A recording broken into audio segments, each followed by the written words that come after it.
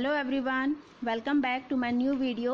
आज इस वीडियो में हम एक नया चैप्टर स्टार्ट करने जा रहे हैं, government budget and the economy. तो इस चैप्टर के बारे में हम पढ़ेंगे। इस चैप्टर को स्टार्ट करते हैं, जिसमें हम पढ़ेंगे कि गवर्नमेंट बजट क्या होता है, क्या उसकी ज़रूरतें हैं, उसके ऑब्जेक्टिव्स क्या है, क्यों गवर्नमेंट बजट बनाया जाता है, कौन इसे बनाता है, वो सारी चीज़ें हम डिस्कस करेंगे। इसके कंपोनेंट्स क्या क्या हैं, तो ये सारी चीज़ें आज हम इस वीडियो में देखेंगे। आपसे एक रिक्वेस्ट है, जो इस वीडियो को फर्स्ट टाइम देख रहा हो वो इस चैनल को प्लीज़ सब्सक्राइब कर लीजिए, ताकि इससे रिलेटेड जितनी भी वीडियोस हैं वो आपको सारी अवेलेबल हो जाए और आपकी कुछ हेल्प हो सके। तो चलिए स्टार्ट करते हैं। गवर्नमेंट बजट जैसे कि हम लोग नॉर्मली फैमिलीज में अपने एक बजट बनाते हैं कि इस मंथ में हमें कितना एक्सपेंसेस करना है, या कितनी हमारे पास इनकम आएगी, कितनी हमारी रेवेन्यू होगी, या कितना हमारा एक्सपेंसेस होंगे। तो वो सारी चीज़ें एक जनरली हर फैमिली में एक बजट बनाया जाता है कि इस महीने में हमारी कितनी हमें फ़ीस पे करनी है, कितनी हमें बाकी एक्सपेंसेस करने हैं, कितना घर का सामान हमें ख़रीदना है, वो सारी एक्सपेंसेस। प्लस हम ये देखते हैं कि हमारे पास इनकम, जो आने वाली इनकम है, उसके सोर्स क्या क्या हैं, कहाँ से हमारे पास इनकम आएगी, तो उस चीज़ का एक बजट बना के लेके चलते हैं। तो ऐसे ही सेम गवर्नमेंट भी एक बजट बनाती है। तो देख लेते हैं government budget. An annual statement showing item-wise estimates of receipts and expenditures during a physical year। तो एक फिजिकल ईयर में पूरे एक साल का गवर्नमेंट एस्टिमेट लेके चलती है। एस्टिमेट मतलब एक अज्यूम किया जाता है कि कितनी आइटम्स ऐसी हैं जिनसे गवर्नमेंट को रिसिप्ट्स होगी, कितनी आइटम्स ऐसी हैं जिन पे गवर्नमेंट एक्सपेंसेस करेगी। तो पूरे एक साल का, एक ईयर का, एक एनुअल मतलब एक ईयर का एक प्लान किया जाता है कि गवर्नमेंट के पास कितनी रेवेन्यू आने वाली है और गवर्नमेंट कितना एक्सपेंसेस फ्यूचर में करेगी। तो उस स्टेटमेंट को बोला जाता है गवर्नमेंट बजट। ये एक फिजिकल ईयर में बनाया जाता है। फिजिकल ईयर कॉमर्स वाले स्टूडेंट अच्छे से जानते हैं। फिजिकल ईयर होता है हमारा 1 अप्रैल टू 31 मार्च। ये बजट आने वाले ईयर के लिए बनाया जाता है। जो ईयर पास हो गया उसके लिए नहीं, एक फ्यूचर ईयर के लिए बनाया जाता है। फ्यूचर के लिए प्लान किया जाता है कि गवर्नमेंट को कितनी एक्सपेंसेस करनी है, गवर्नमेंट के पास कितनी रेवेन्यू आने वाली है। तो एक एस्टिमेशन लगाया जाता है, एक अनुमान लगाया जाता है। उस स्टेटमेंट को बोला जाता है गवर्नमेंट बजट। अब देखिए, इस गवर्नमेंट बजट के कुछ इम्पॉर्टेंट पॉइंट्स हैं, वो मैं आपको बता देती हूँ। Budget is prepared by government. Government बनाती है इस बजट को, और ये सभी लेवल्स पे बनता है, चाहे वो सेंट्रल गवर्नमेंट है, स्टेट गवर्नमेंट है, या लोकल गवर्नमेंट है। वो सभी लेवल्स की गवर्नमेंट बनाती हैं अपना अपना बजट, एस्टिमेशन वो रेडी करती हैं। लेकिन हम ये मैक्रो इकोनॉमिक्स पढ़ रहे हैं, तो हम पूरी कंट्री के बारे में पढ़ रहे हैं, इसलिए हम बजट भी सेंट्रल गवर्नमेंट का पढ़ेंगे। सेंट्रल गवर्नमेंट के बजट को यूनियन बजट भी बोला जाता है। तो याद रखना, कभी कभी क्वेश्चन आ जाता है कि what is union budget. Union budget क्या होता है? सेंट्रल गवर्नमेंट का बजट। तो central government budget is called union budget. Budget जब प्रेजेंट किया जाता है तो उसे पार्लियामेंट में दिखाया जाता है, पार्लियामेंट में अप्रूव किया जाता है। वो या तो किसी एक पर्टिकुलर डे पर जब रेडी हो जाएगा, और प्रेसिडेंट अगर उसके लिए बोले कि बजट शो करिए, तो प्रेसिडेंट के कहने पर वो बजट पार्लियामेंट में शो किया जाता है। अदरवाइज वो फैब के लास्ट वर्किंग डे पर शो किया जाएगा। या तो प्रेसिडेंट के कहने पर शो किया जाएगा पार्लियामेंट में, या फिर फैब के लास्ट वर्किंग डे को, मतलब लास्ट फैब को वो पार्लियामेंट में प्रेजेंट किया जाएगा। और जो भी बजट प्रेजेंट किया जाता है वो पहले पार्लियामेंट में अप्रूव किया जाता है। जो भी बजट बनाया जाएगा उसे पार्लियामेंट में अप्रूवल कराया जाएगा, उसके बाद उसे इम्प्लीमेंट कराया जाता है, मतलब उसे लागू किया जाएगा, उसे शो किया जाएगा पब्लिक को। जितने भी लोग ये बजट बनाते हैं वो लोग एक सारे नेटवर्क से दूर होते हैं। नेटवर्क से दूर मतलब जहाँ भी ये बजट बनाया जाता है उनके पास कोई नेटवर्क नहीं होता, कोई मोबाइल फ़ोन वो यूज़ नहीं कर सकते, किसी आउटसाइडर से वो बात नहीं कर सकते, इनफैक्ट अपनी फैमिली से भी वो बात नहीं कर सकते। तो जब भी ये बजट बनाया जाता है तो बहुत सीक्रेसी रखी जाती है ताकि इसके कोई भी पॉइंट लीक ना हो जाए। जैसे सपोज टैक्स इंक्रीज होने वाले हैं, पेट्रोल के रेट बढ़ने वाले हैं, अगर ये लीक हो जाए तो लोग क्या करेंगे, पहले से ही वो परचेस करना स्टार्ट कर देंगे और इसका इफेक्ट नहीं पड़ेगा। जिस मोटिव के लिए, जिस ऑब्जेक्टिव के लिए गवर्नमेंट बजट बनाया जा रहा है वो ऑब्जेक्ट सक्सेस या अचीव करने में प्रॉब्लम आएगी। तो इसीलिए बजट को बनाते टाइम बहुत ज़्यादा सीक्रेसी शो की जाती है, सीक्रेसी दिखाई जाती है, इसका कोई भी पॉइंट लीक नहीं होता। जितने भी लोग ये बजट बनाते हैं उन सभी का नेटवर्क कनेक्शन काट दिया जाता है। वो लोग ना तो फ़ोन पर किसी से बात कर सकते हैं, ना ही पर्सनली किसी से बात कर सकते हैं, ना ही अपने घर जा सकते हैं। जब तक वो बजट बनकर रेडी होता है तब तक वो लोग वहीं रहते हैं और जिस दिन ये पार्लियामेंट में शो किया जाता है उस दिन उन्हें उनके मोबाइल्स फ़ोन वापस किए जाते हैं और वो अपने घर जा सकते हैं। ये सारी चीज़ें कोई टॉर्चर करने के लिए नहीं, केवल सीक्रेसी के लिए करी जाती हैं, सीक्रेसी के लिए की जाती हैं ताकि कोई भी पॉइंट बजट का लीक ना हो। क्लियर? तो ये था हमारा गवर्नमेंट बजट और उसके इम्पॉर्टेंट पॉइंट्स। फिर से देख लीजिए, गवर्नमेंट बजट क्या था, एक एनुअल स्टेटमेंट जिसमें आइटम वाइज शो किया जाता है कि कहाँ से इनका मानी है और कहाँ कहाँ पर गवर्नमेंट एक्सपेंसेस करेगी एक फिजिकल ईयर में। वो था हमारा गवर्नमेंट बजट। गवर्नमेंट बजट सभी लेवल्स पर बनाया जाता है, सेंट्रल गवर्नमेंट भी बनाती है, स्टेट गवर्नमेंट भी बनाती है, लोकल गवर्नमेंट भी बनाती है। इस मैक्रो इकोनॉमिक्स में हम केवल सेंट्रल गवर्नमेंट का बजट पढ़ेंगे क्योंकि मैक्रो इकोनॉमी हम पूरी इकोनॉमी के बारे में बात कर रहे हैं, तो इसलिए सेंट्रल गवर्नमेंट के बारे में हम पढ़ेंगे। सेंट्रल गवर्नमेंट बजट जिसे यूनियन बजट भी बोला जाता है। बजट प्रेसिडेंट के कहने पर प्रेजेंट किया जाता है पार्लियामेंट में। अगर प्रेसिडेंट नहीं बोलता तो last working day of Feb को वो पार्लियामेंट में प्रेजेंट किया जाता है और बजट को इम्प्लीमेंट करने से पहले पार्लियामेंट में अप्रूवल कराया जाता है। तो ये था हमारा government budget.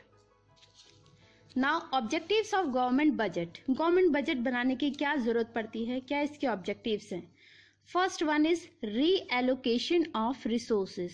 Reallocation of resources मतलब जितनी भी गवर्नमेंट के पास रिसोर्सेज हैं फिर से उन्हें रीएलोकेट किया जाता है, फिर से उन्हें देखा जाता है कि कितनी रिसोर्सेज कहाँ पर यूज की जाए ताकि डेवलपमेंट ज़्यादा हो। तो एलोकेशन, रिसोर्सेज का एलोकेशन किया जाता है, वो किया जाता है according to economic profit maximisation और सोशल पब्लिक वेलफेयर, कि कितनी रिसोर्सेज से उन्हें प्रॉफिट मैक्सिमाइजेशन के थ्रू यूज करना है और कितनी रिसोर्सेज उन्हें वेलफेयर के लिए यूज करनी है। मतलब कितनी रिसोर्सेज से गवर्नमेंट को प्रॉफिट अर्न करना है और कितनी रिसोर्सेज से गवर्नमेंट को वेलफेयर, लोगों के वेलफेयर, उनके अच्छे के लिए यूज़ करना है, लोगों के जो उनके लिए फेवर में हो, उनके गुड पॉइंट्स के लिए यूज़ करना है। अब इसमें आ जाता है हमारा टैक्स कंसेशन। जैसे गवर्नमेंट क्या करती है, टैक्स कंसेशन और सब्सिडी। गवर्नमेंट टैक्स पर छूट देगी ताकि जो प्राइवेट प्रोड्यूसर्स हैं वो ज़्यादा इन्वेस्ट करें इंडस्ट्रीज़ में, वो ज़्यादा यूज़ करें, अपना इन्वेस्टमेंट ज़्यादा लगाएं, पैसा ज़्यादा लगाएं, तो टैक्स कंसेशन देगी। या जो इंडस्ट्रीज़ हैं जिन पर जैसे जो लॉस में जा रही हैं उन पर थोड़ी सी सब्सिडी दे देगी ताकि लोग उसमें इन्वेस्ट करें और उसकी कंडीशन थोड़ी इम्प्रूव हो जाए। तो टैक्स कंसेशन, इसमें गवर्नमेंट क्या करती है, रीएलोकेशन ऑफ रिसोर्सेज में टैक्स की छूट देगी ताकि प्राइवेट सेक्टर भी इंडस्ट्रीज़ में इन्वेस्ट ज़्यादा करें। या फिर directly producing goods and services, जिन इंडस्ट्रीज़ में प्राइवेट सेक्टर पैसे लगाने से डरती है या बचती है उनमें गवर्नमेंट क्या करती है, गवर्नमेंट डायरेक्ट प्रोड्यूस करती है, गवर्नमेंट खुद पैसे लगाती है। जैसे हॉस्पिटल बनाना है तो हॉस्पिटल में क्या है, गवर्नमेंट क्या करती है, वेलफेयर के लिए बनाती है। आपने देखा होगा गवर्नमेंट हॉस्पिटल में जो फीस रहती है वो 1 रुपीज़ 2 रुपीज़ समथिंग रहती है। तो उसमें गवर्नमेंट का मोटिव क्या होता है, सर्विस प्रोवाइड करना, ना कि प्रॉफिट मैक्सिमाइजेशन। तो ऐसी इंडस्ट्रीज़ में पैसे लगाने से प्राइवेट कंपनियां बचती हैं। तो अगर प्राइवेट कंपनी ऐसी जगह इन्वेस्ट नहीं कर रही तो गवर्नमेंट डायरेक्टली इन्वेस्ट करेगी। ठीक है, तो री एलोकेशन ऑफ रिसोर्सेस मतलब रिसोर्सेस को एलोकेट करना कि कितनी रिसोर्सेस उन्हें प्रॉफिट मैक्सिमाइजेशन में लगानी है, कितनी रिसोर्सेस उन्हें वेलफेयर में लगानी है, और किन इंडस्ट्रीज पर उसे टैक्स कंसेशन देना है ताकि प्राइवेट सेक्टर भी उनमें इन्वेस्ट करे, और जिनमें प्राइवेट सेक्टर इन्वेस्ट नहीं कर रहा उनमें डायरेक्टली खुद इन्वेस्ट करती है गवर्नमेंट। तो ये प्लान किया जाता है पूरा। ठीक है, तो एलोकेशन ऑफ रिसोर्सेस के लिए एक बजट बनाया जाता है कि कहाँ गवर्नमेंट इन्वेस्ट करेगी, कहाँ प्राइवेट सेक्टर को मोटिवेट करेगी। Clear. Second, reducing inequalities in income and wealth. Budget क्यों बनाया जाता है? बजट बनाने का एक और मोटिव होता है इनइक्वालिटीज को कम करना, मतलब जो रिच और पुअर इसके बीच का जो गैप है उस गैप को कम करना, उस गैप को रिड्यूस करना। तो reducing inequalities in income and wealth, इसमें इनइक्वालिटीज को कैसे कम करेगी? गवर्नमेंट टैक्स लगा देगी इनकम, तो रिच पर्सन्स की इनकम ज़्यादा होगी तो उन पर ज़्यादा टैक्स लगेगा, और वेल्थ प्रॉपर्टी जिनके पास प्रॉपर्टी ज़्यादा है उनके पास टैक्स ज़्यादा लगेगा उनके ऊपर। तो इससे क्या होगा? रिच के ऊपर टैक्स ज़्यादा लगेगा और पुअर के ऊपर टैक्स कम लगेगा, तो उससे उनका जो गैप है वो गैप रिड्यूस हो जाएगा। तो reducing inequalities in income and wealth, imposing taxes on rich and spending more on welfare on off the poor. तो रिच पर टैक्स ज़्यादा लगाएंगे गवर्नमेंट और पुअर के फेवर में खर्च ज़्यादा करेगी। तो ये भी बजट में एक डिसाइड किया जाता है कि कैसे इनइक्वालिटीज को कम किया जाए, किस तरीके से रिच पर टैक्स लगाया जाए और पुअर के फेवर में कैसे स्पेंड किया जाए। तो इनइक्वालिटीज को रिड्यूस करने के लिए भी बजट बनाया जाता है। Next, management of public enterprise. Public enterprise मतलब ऐसी जो गवर्नमेंट के अंडर कंट्रोल में है। तो management of public enterprise government क्या डिसाइड करती है बजट में कि जो एंटरप्राइजेस रिकवर हो सकती हैं, मतलब जिनकी कंडीशन खराब है लेकिन फिर भी अगर इन्वेस्ट करने से वो रिकवर हो सकती हैं, तो उन पर गवर्नमेंट इन्वेस्ट करेगी। और जो एंटरप्राइजेस ऐसी हैं जो लॉस में जा रही हैं और इन्वेस्ट करने के बाद भी उनकी रिकवरी पॉसिबल नहीं है, उन एंटरप्राइजेस को बंद कर देगी। ठीक है, तो management of public enterprises, public enterprises government की एंटरप्राइज, अगर कोई गवर्नमेंट की एंटरप्राइज लॉस में जा रही है लेकिन इन्वेस्टमेंट के बाद वो रिकवर हो सकती है तो गवर्नमेंट उस पर इन्वेस्ट करेगी, और अगर रिकवर उसकी कंडीशन नहीं हो सकती तो गवर्नमेंट उसको बंद कर देगी या प्राइवेट सेक्टर को सौंप देगी। तो उसके लिए मैनेजमेंट किया जाता है। तो ये सारी चीज़ें हम बजट में पहले से ही डिसाइड करते हैं कि कहाँ से हमें पैसे लगाने हैं, कहाँ कहाँ पर, और कहाँ से इनकम आनी है। जितनी इनकम आए ये उसका यूज़ गवर्नमेंट को कहाँ कहाँ करना है।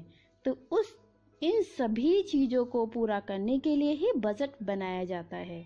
Next is economic stability. Stability मतलब बराबर रखना। तो इकोनॉमिक स्टेबिलिटी ये इसमें क्या है? इन्फ्लेशन और डिफ्लेशन, इन्फ्लेशनरी गैप और डिफ्लेशनरी गैप हम लास्ट चैप्टर में पढ़ चुके हैं। इन्फ्लेशनरी गैप क्या था? जहां पर एग्रीगेट डिमांड एग्रीगेट सप्लाई से ज़्यादा हो जाती थी। तो इन्फ्लेशनरी गैप इन्फ्लेशनरी टेंडेंसी कहाँ है, कौन सी होती है? जहां पर लोग बहुत ज़्यादा डिमांड कर रहे हैं, सभी लोग डिमांड कर रहे हैं। तो इन्फ्लेशनरी टेंडेंसी में गवर्नमेंट क्या करेगी? अपना एक्सपेंडिचर कम कर देगी, रिड्यूस कर देगी, ताकि वो स्टेबल कर सके, इकोनॉमी को बराबर रख सके, उसको कंट्रोल कर सके। और डिफ्लेशन अगर कंडीशन है तो डिफ्लेशन में गवर्नमेंट क्या करेगी? अपना एक्सपेंडिचर इंक्रीज कर देगी ताकि डिफ्लेशन की कंडीशन से बाहर निकल सके। ठीक है, तो ये हो गए हमारे objectives. Last, economic growth. Economic growth के लिए बजट बनाया जाता है। हर साल के बजट में ये एक टारगेट डिसाइड किया जाता है, एक टारगेट बनाया जाता है कि कंट्री की ग्रोथ या इकोनॉमी की ग्रोथ हमें कितनी करनी है, जीडीपी हमें कितनी इंक्रीज करनी है। आपने मोस्टली न्यूज़ में सुना भी होगा कि जीडीपी इतनी इंक्रीज हो गई है, जीडीपी इतने से कम हो गई है या इतने से इंक्रीज हो गई है। तो वो सारी चीज़ें बजट में डिसाइड की जाती हैं।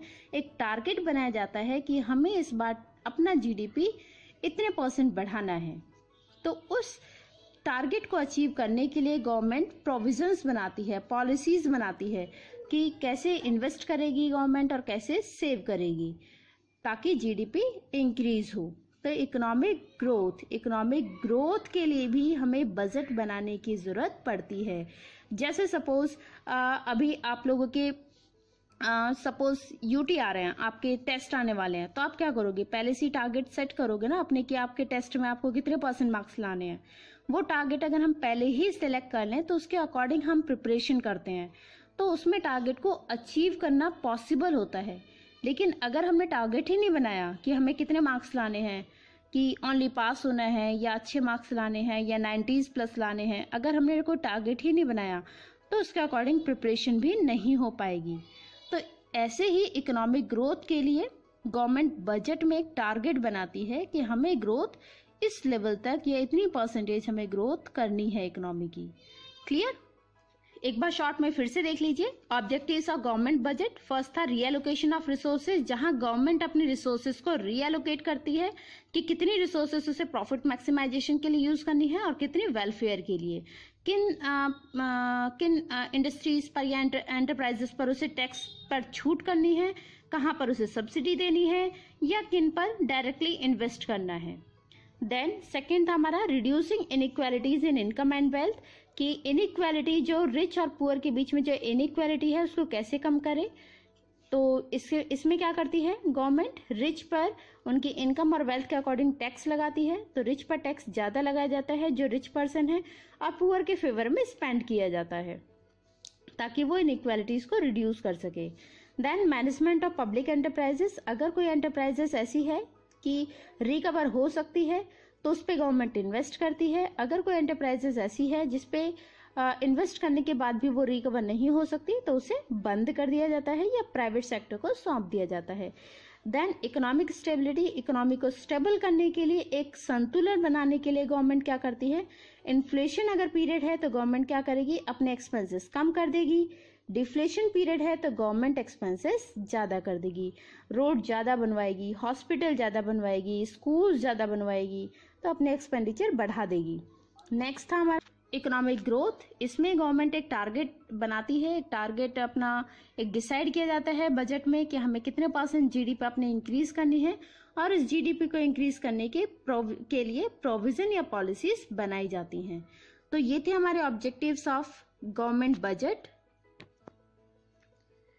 तो आई होप आपको क्लियर हुए होंगे क्यों गवर्नमेंट बजट बनाती है। जैसे हम लोग फैमिली में अपना एक बजट बना के चलते हैं ताकि उसके अकॉर्डिंग ही हमारी एक्सपेंसेस हों और उसी के अकॉर्डिंग हमारे पास इनकम हो, हमारी जो रिसोर्सेस है वो ज़्यादा वेस्ट ना हो। तो उन सब चीज़ों के लिए जैसे एक फैमिली में बजट बनाया जाता है वैसे ही गवर्नमेंट एक बजट बनाती है, उसके ये ऑब्जेक्टिव्स थे। तो इन ऑब्जेक्टिव्स के लिए गवर्नमेंट बजट बनाया जाता है। आई होप आपको ये क्लियर हुए होंगे। अगर इस वीडियो से आपकी थोड़ी सी हेल्प हुई है तो प्लीज़ कमेंट ज़रूर करिए, हिट करिए, लाइक करिए और इस चैनल को सब्सक्राइब करना ना भूलें। मिलते हैं नेक्स्ट वीडियो में। नेक्स्ट वीडियो में हम पढ़ेंगे गवर्नमेंट बजट के कंपोनेंट्स। तो उसके बारे में हम पढ़ेंगे कि क्या गवर्नमेंट बजट के कंपोनेंट्स है, गवर्नमेंट के पास पैसे कहाँ से आते हैं। तो उन सब चीज़ों के बारे में हम डिस्कस करेंगे। मिलते हैं नेक्स्ट वीडियो में। बाय।